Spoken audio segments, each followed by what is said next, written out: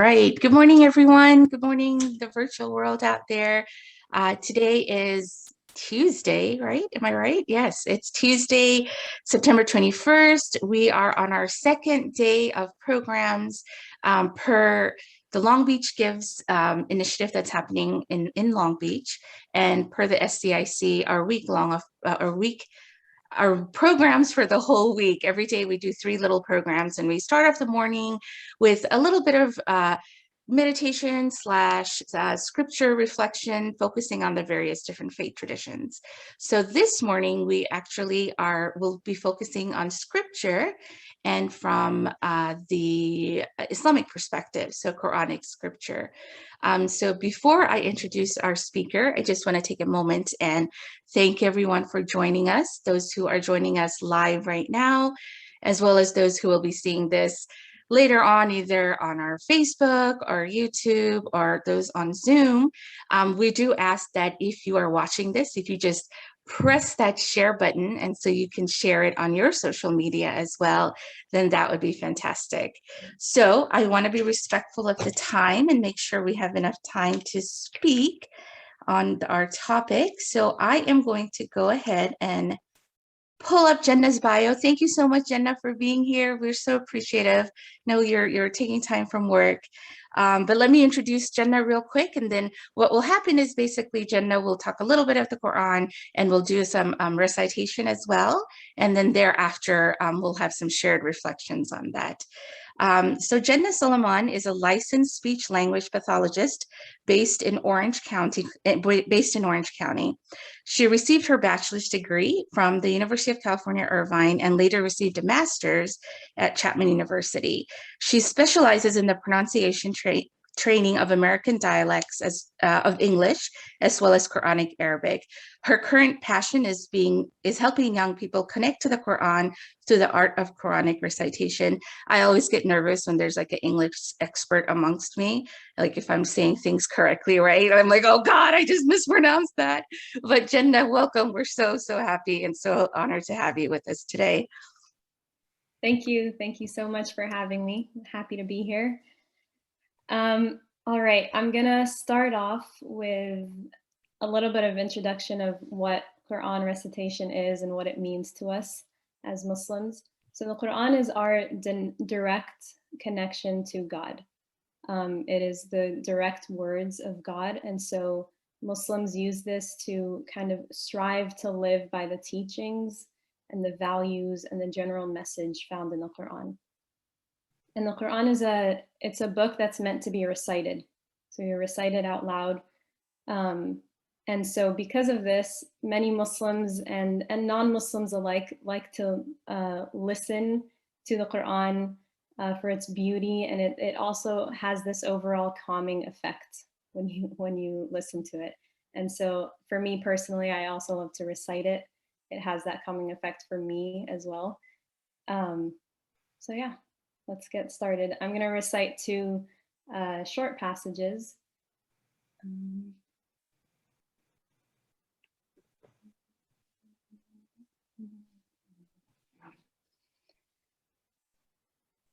أعوذ بالله من الشيطان الرجيم. الله نور السماوات والأرض. مثل نوره كمشكاة فيها مصباح. المصباح في زجاجة. الزجاجة كأنها كوكب دري يوقد من شجرة مباركة زيتونة لا شرقية ولا غربية يكاد زيتها يضيء ولو لم تمسسه نار نور على نور يهدي الله لنوره من يشاء ويضرب الله الأمثال للناس والله بكل شيء عليم. And I'll go ahead and do the second one as well.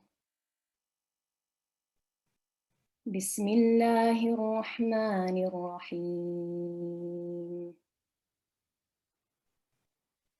والضحى والليل إذا سجى ما ودعك ربك وما قلى وللآخرة خير لك من الأولى ولسوف يعطيك ربك فترضى ألم يجدك يتيما فآوى ووجدك ضالا فهدى ووجدك عائلا فأغنى فأما اليتيم فلا تقهر وأما السائل فلا تنهر وأما بنعمة ربك فحدث صدق الله العظيم.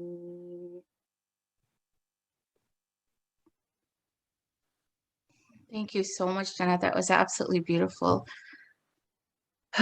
Sarah, do you want to take it from there? Or Sanda, is there some reflection that you would like to share? I know you have to go, but at the same time, I want to give you a little bit of time, of course. That was absolutely beautiful. Your voice is like honey. It is. It's like honey being poured over the letters. Just flows. Mashallah. Just flows. Yeah. Jenna, can I ask you what drew you to these two passages to share with us today?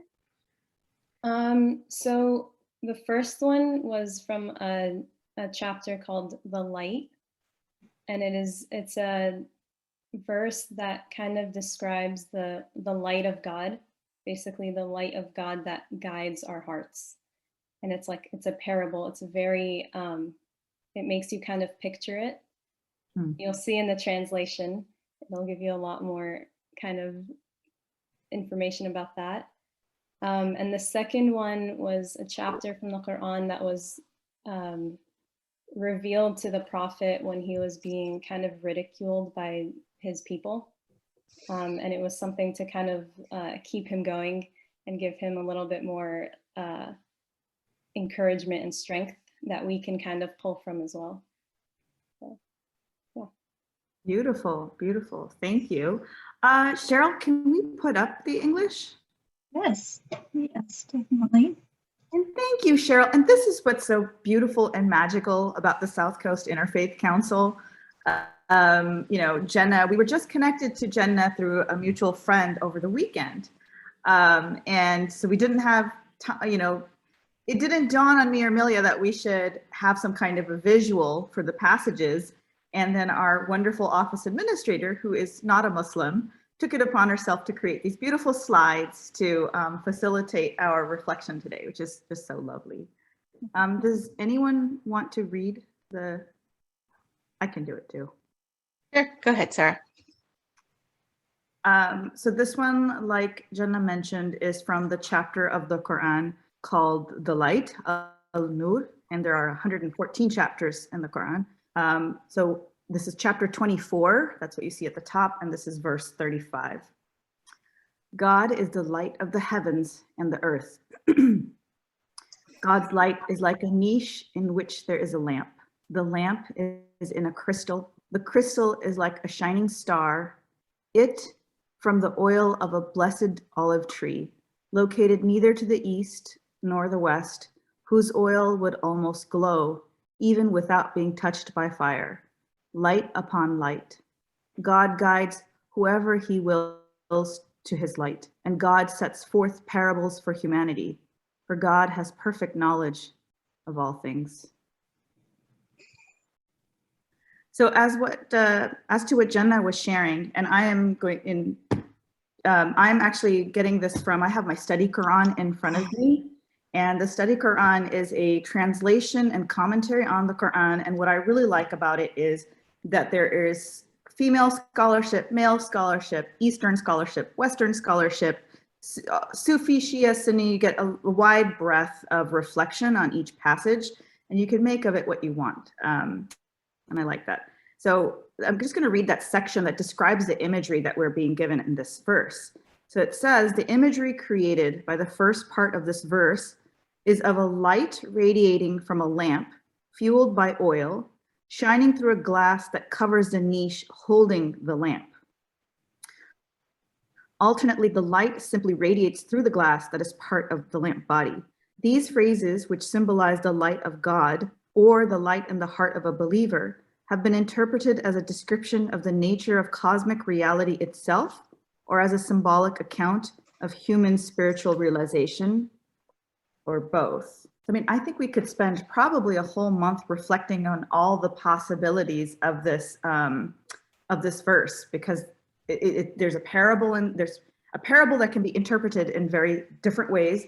But as Jenna mentioned, this passage is essentially somewhat about the nature of God, or how we understand God, and can be inspired by it. So yeah, Patty is our executive board member from the SGI Buddhist tradition. And when we do anything, we do it interfaith style. So Patty, I'd love to hear how you received this passage. Oh my gosh, I was so moved. First, I want to say that I was so moved when you were reciting it, Jenna, and from the, perspective of like recitation, because every day we recite part of the Lotus Sutra as part of our Buddhist practice. And so that's why I put in the chat that you have beautiful rhythm, because it's not just like reading, you strive to really get into a rhythm so that the rhythm actually engages all parts of like, your voice, and also your mind, and those elements that bring forth almost like, I want to say almost like a musical quality. So I don't know if that's part of, or of course the words I'm sure are the main part, but I wondered actually if the sound and the rhythm were also a part of like really absorbing and, having it be like a meaningful experience. Yeah, we're actually we're taught to kind of use a melody to help the listener kind of feel the meaning of it. So you go, if it's sad verses, you go sadder. If it's happy verses, you go kind of more light, and all of that kind of thing. And I think it's important to note, I mean, Arabic, with any Semitic languages, it's such a powerful language insofar as that there's so many layers of it. I always give this example. When I was in grad school, we actually there's colloquial Arabic and there's classical Arabic, and Quranic Arabic certainly falls into the realm of classical Arabic. And for us, when I was in school, and this is graduate studies, we had to have 2 years of colloquial Arabic, and then just in our third year we would then start classical Arabic, right? Because it is so rich, and it's a root language, meaning that each word has 3 distinct roots, and that brings layers of meaning to it as well. But I think what's really amazing about sacred text is that no matter where you are, whether you're in grad school and you're studying it in depth, whether clearly Jenna, who, to get her melody the way that it is, that's a science in itself, and that takes time, and it takes practice, and it takes, years of studying to achieve. Because let me just tell you, if I recited that ayah or that verse, it would not be like that. And and certainly it's something I try to perfect myself, but I clearly, I don't have that knowledge base or that practice of that science. No, it's but breath. Do you remember when we learned Quran as kids, the breath? I remember Oh, asking the definitely. Quran teacher, like, can I take a break after this word? So, Or no. how about here?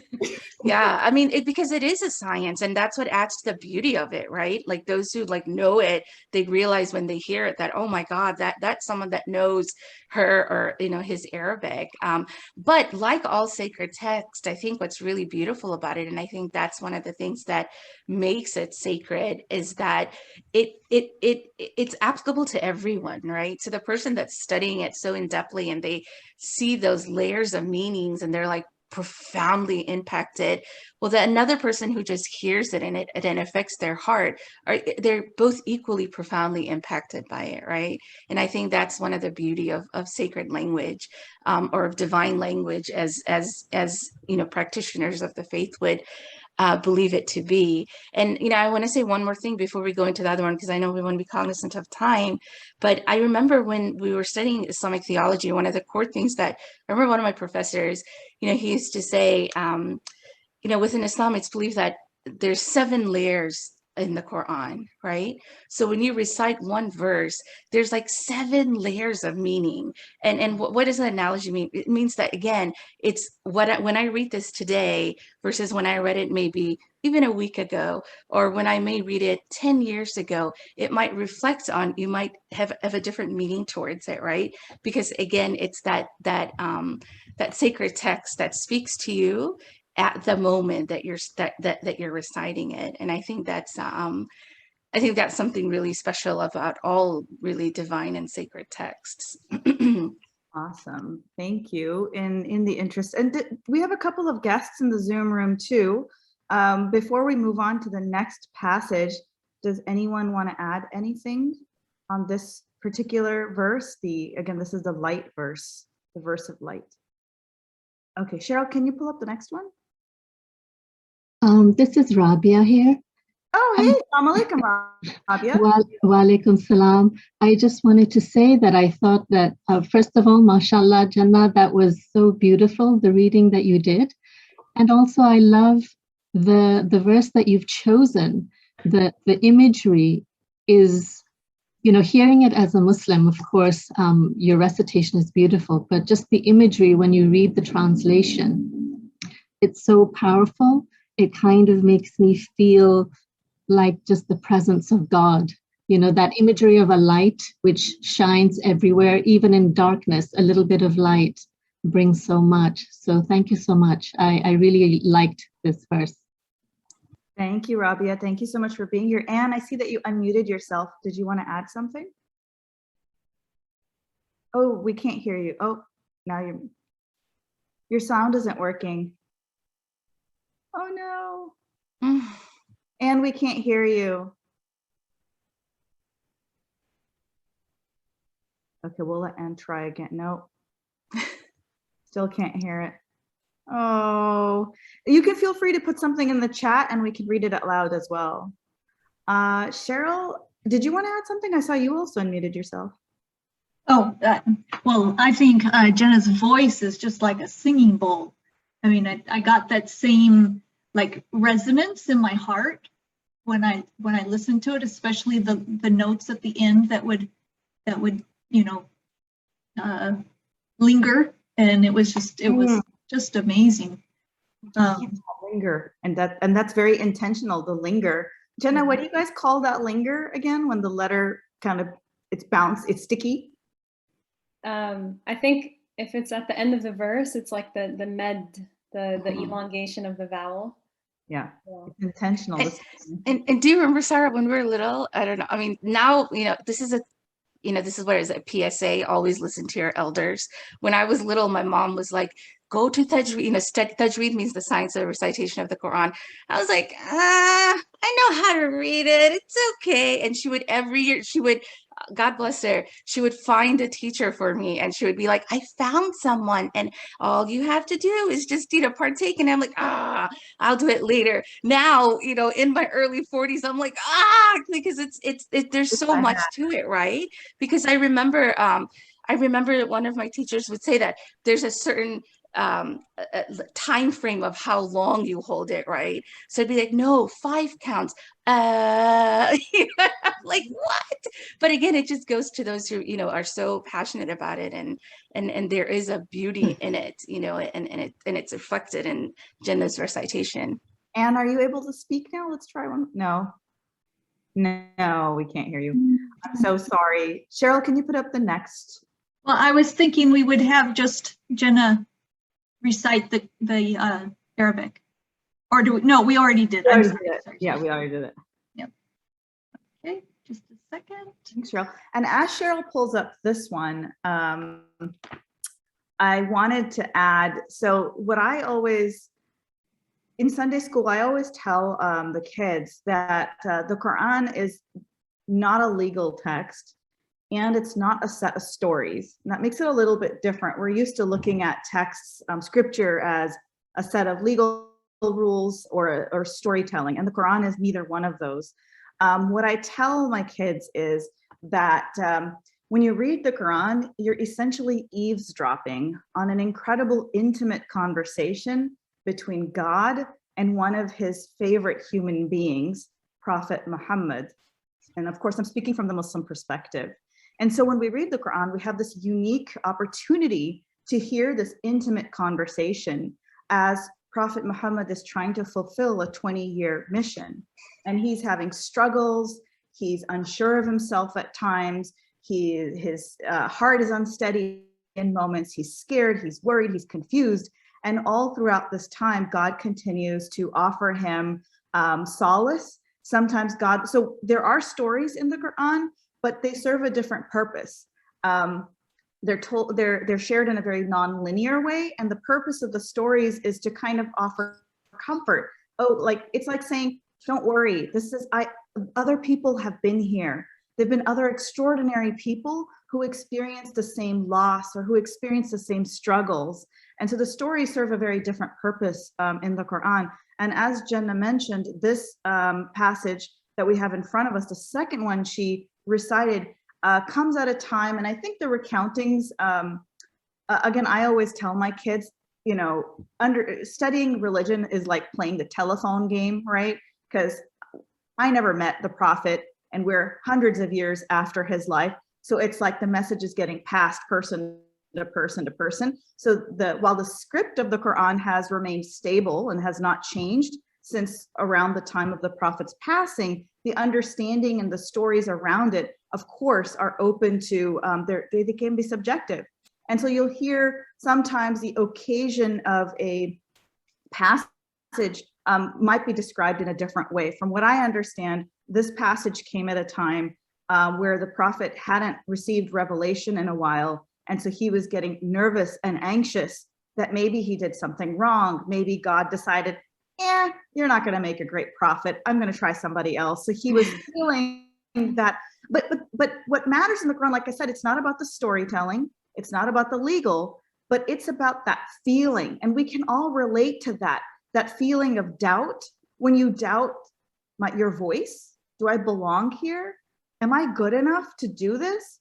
And so that is the spirit of this passage. It's God's response to that feeling that Prophet Muhammad was dealing with, that feeling of not feeling adequate, not feeling sure of yourself, questioning your place in society. So does anyone want to, I just talked a lot, so I don't know if somebody else wants to read the translation. I can read it. So, Bismillah. But by morning sunlight and the night when let's start again. Bismillah. By the morning sunlight and the night when it falls still, your Lord, O Prophet, has not abandoned you, nor has he become hateful of you. And the next life is certainly far better for you than this one. And surely your Lord will give so much to you that you will be pleased. Did he not find you as an orphan, then sheltered you?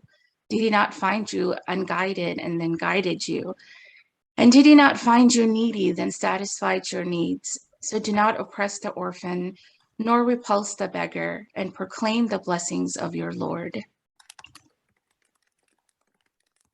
Thank you. Just responding to Anne's comment, I'll read it out loud. She just mentioned in here that she's from the Christian faith and that she's just really, it seems like she's happy to be here. We're so happy to have you too. And if your mic starts working, we'd love to hear from you. And this passage really illustrates a common literary tool, I guess, or you could, in the Quran, contrast, where God will frequently contrast two things that are extraordinary. So you have the morning brightness followed by the night when it's still, right? And so it conjures that image of your brain of the hustle and bustle. So the Quran will often swear by two things that are vastly different. The polarity of human behavior is often connected to the polarity in nature.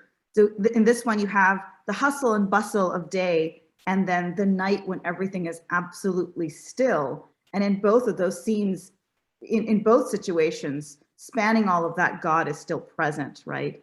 And so God is assuring the prophet that he has not forsaken him or abandoned him. Right.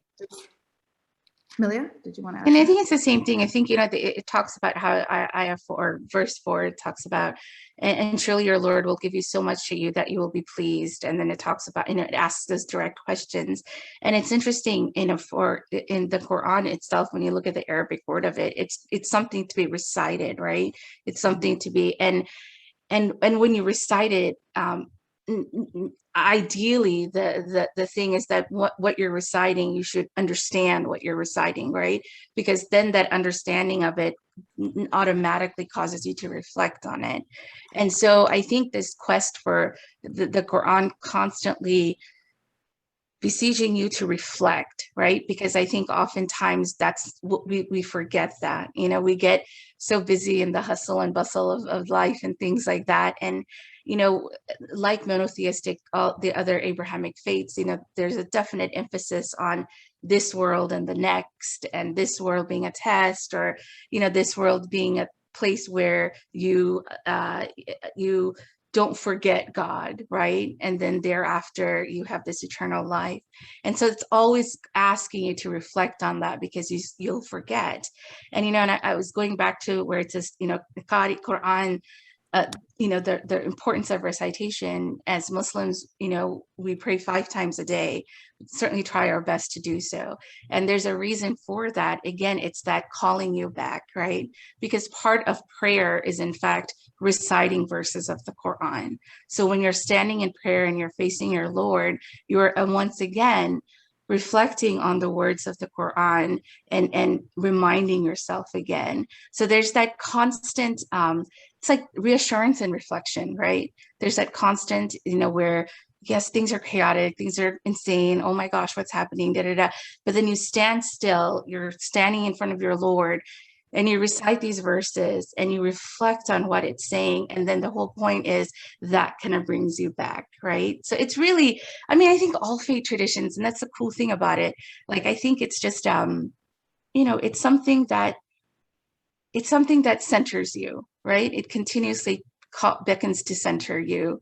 If you reflect, if you study, if you practice, things like that. But yes, Sarah, I think we wanted to ask Jenna about, Jenna, if you have a few more minutes. I know we're taking you from work, but we'll give you an excuse, I just wanted to ask Jenna that it's not, different societies, Muslim societies around the world have different attitudes and traditions as it relates to the recitation of the Quran in public. And a woman reciting Quran in public is not, in some countries, that would be not common. And there might even be some attitudes or beliefs attached to it. So I was hoping, as she leaves, if she could share a little bit about what it's like for her to be a woman who recites the Quran, to be a female reciter of the Quran. So, I don't know if I would call myself a reciter. I definitely like to recite. It's not something I do that often, but there are countries in the world where it's not exactly, you don't see it that often. And there are other places in the world where it's happening all the time. Men and women recite, and it's very normal. For us here, actually, even in the West, we don't usually see it. And like, if I were to search up a chapter from the Quran and try to find recitation, it's going to be pretty much only male reciters. And I never really thought much of it, but I think growing up, it was kind of just like something that you just kind of see all these male reciters and you don't see any women reciters. But I never felt like the Quran wasn't for me, just because I had a lot of teachers who were female. My family always encouraged it. And so now I do it as like a way to kind of show people in general, younger people and older people, that like this is really for everyone.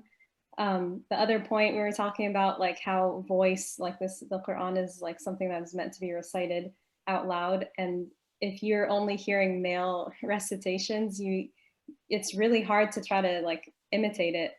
You go like way too low. I've had my voice like crack on me, like, and you just try to copy something that your body's not able to do. So it is kind of cool to be able to be someone who recites, and then other people can listen to it and be like, oh, okay, this is for me as well. That's my 2 cents on that. Thank you so much, Jenna. And that's such an interesting point, because one would make some assumptions that, oh, it must be more common to find female reciters in the West. And you're actually saying, actually, it's sometimes the opposite. There are lots of places in the East, and I think it's funny how we use those terms, right? East relative to what? But yeah, there's a lot of places around the world where it's very common, and there's a rich tradition of women reciting, and throughout time too, right? There's a lot of well-known female reciters. Jenna, thank you so much for joining us here. You're welcome to stick around, but if you need to return to work, that would be okay too. I think we have a little bit more. Oh, Patty, did you want to say something before Jenna? No, just, you know, thank you. And I know that I was just moved and transported somewhere else because my brain, the left brain stopped working, and I was in my heart. So thank you very much. Thank you all so much. Thank you, Jenna. Thank you, Jenna. I just wanted to make sure we addressed the second half of that passage too. Yes. Cheryl, can you put it back up for us? So this is where it's really difficult to ignore. And of course, my kids have chosen this time to knock on my door. And now they're tapping on it. But at any rate, for me, it's difficult to read the Quran and ignore the egalitarian and social justice messages in the Quran. So in this passage is a great example of it, because it gives you a clue about what Prophet Muhammad, what his mission may have been, right? So you have the first half of this passage. So the ayahs, or the sentences 1, 2, 3, 4, and 5, which are assuring him, right? Offering him assurance. And then the second half gives us a little bit of a clue about his life and his mission, right? So it starts with 3 questions first. Did God not find you as an orphan and then shelter you? Did he not find you astray or lost? I have a different translation. Did he not find you lost and guide you? And did he not find you in need and enrich you, right? So it makes you think about, again, we don't live in 6th century Arabia, but this section gives you a clue about what terms were familiar to people in that time. So an orphan, someone who's lost their, I think in Arab society, it's usually if the father has passed away, you're considered an orphan, because that was usually the financial support for children. So orphans were very vulnerable in this society. And so God is telling Muhammad, who was also orphaned as a child, that God sheltered him, that he was lost. And for a lost person, you need guidance. And a person in need, you need somebody to fulfill your needs. And that Muhammad received these answers to his call, right? So first it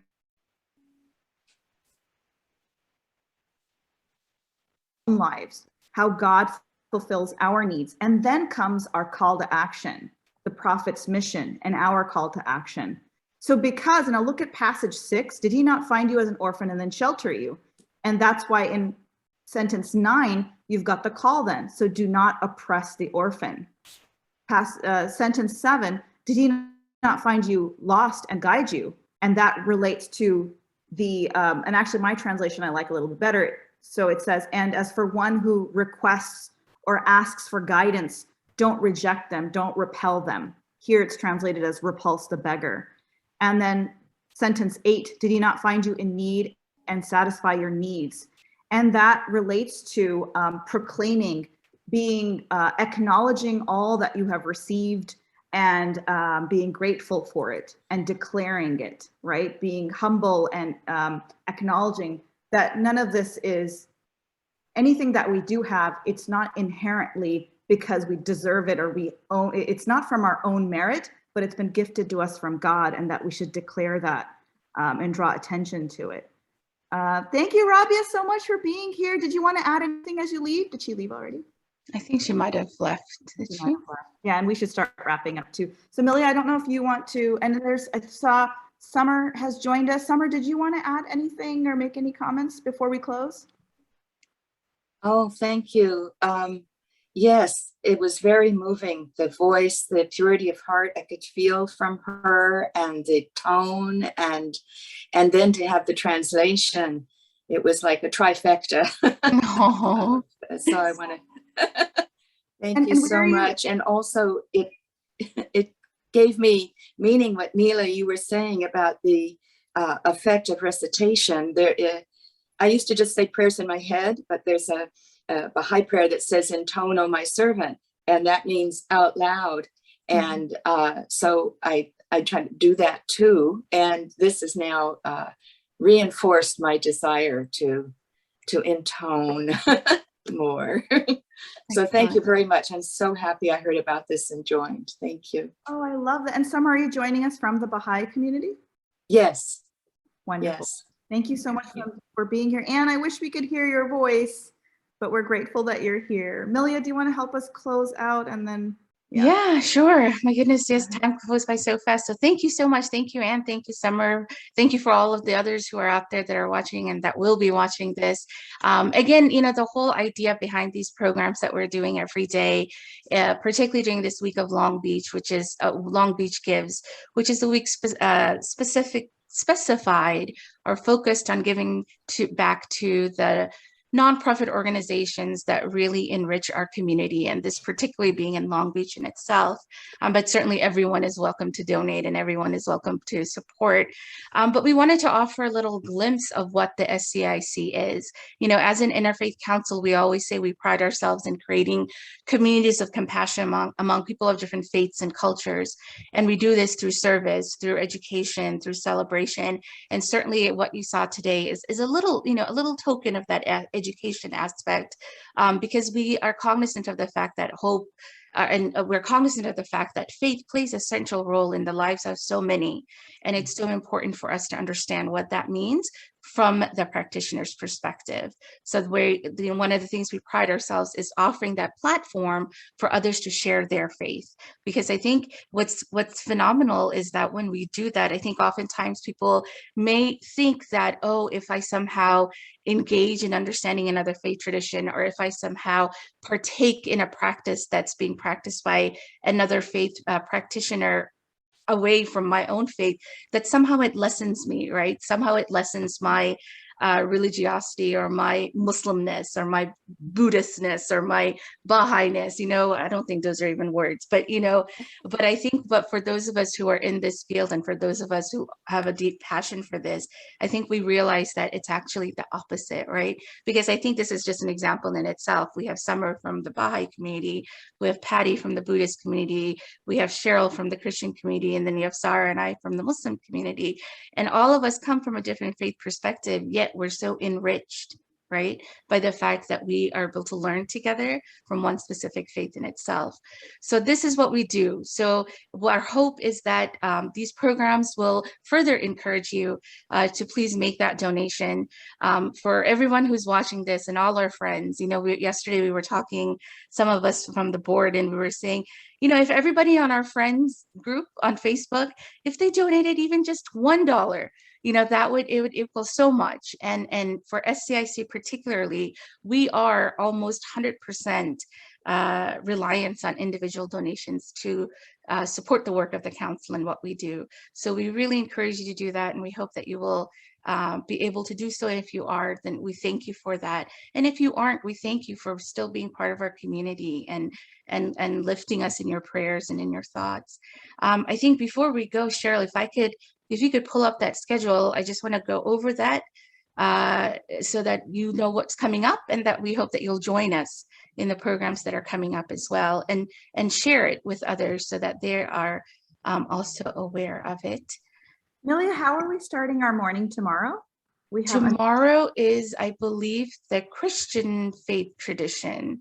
So we'll have meditation from, and we are right now in deciphering exactly who the speaker will be. We have quite a few that I think will be great. So yeah, tomorrow is that. Let's actually go through the program itself. So today's Tuesday, the 21st, the spiritual connection through scripture, the Islamic faith. That's what we just embarked in right now. And then Cheryl, if you want to pull up or move the flyer, I can see what's next. I believe it's our lunch series, which is let's have lunch together. And can share. Can you see the screen? I can see it, Cheryl. It's just if you pull it, like I can't see the whole flyer, but I can look at my phone too. I want everybody to be able to see it. I think you just have to scroll down and that'll pull up the flyer.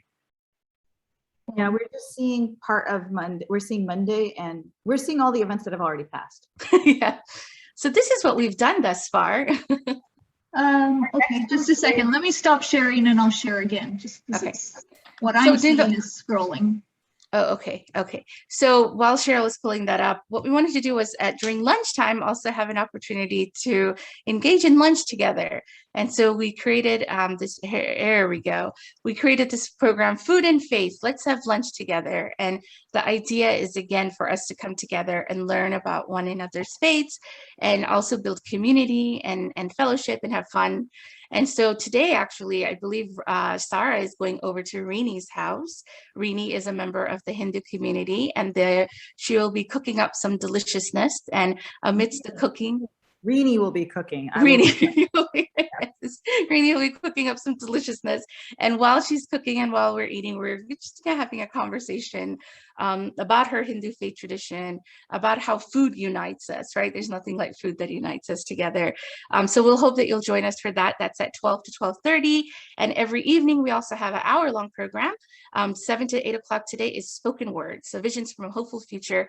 And we have a line of, I think right now, we're maybe 12 or 13 different poets and speakers, and just beautiful words of hope and reflections from different members of our community. So please join us for that as well. Tomorrow is Wednesday. So yes, morning 9 o'clock, spirituality through meditation, focusing on the Christian faith, food and faith at 12 o'clock again. And this time we're going to have lunch with a cantor. So Cantor Elon Davidson, and I think he's cooking up some hummus for us, and we'll have a conversation with him. And then again, tomorrow night, 7 to 8, it'll be a musical program. So Hope Through Music, an evening of song and dance. And we have representation from, there'll be a Baha'i prayer chant. There will be music from the Sufi tradition. There will be dancing, there'll be from the Catholic faith. So again, a really just a representation of the beautiful diversity that's out there. Following up, Thursday, Native American practices will begin our day. Spirituality through meditation from the Native American perspective. Noon, we have the return of the dinosaurs. And those of you who were here for our program last year, they made their debut, and now they're an integral part of the SCIC family. And you'll find out why. And so we have return of the dinosaurs. Here they come again. And this time they're going to hit the streets of Long Beach. So tune in to find out what that's all about. And Thursday night, we have actually our monthly program, the Religion 101 series, and it falls on the 4th Thursday, which is this week. So we'll have that at 7. And Friday, our concluding, in the morning, we'll have spirituality from the Buddhist faith and as meditation. And then we'll have a recap, rewind and recap, a time for reflection from 12 to 12:30. So again, the idea of creating these 14 programs during this particular week is, again, just is to first and foremost show our gratitude. Thank you for all of those who support the work that we do. Because of you, we're able to do this. And also to really just ask you to continue your support. I always say this, no amount is too small, and certainly no amount is too big. So if you're one of those people that have a couple of million hanging around, just don't know what to do with it, just please tax deductible donation. Would love to have that.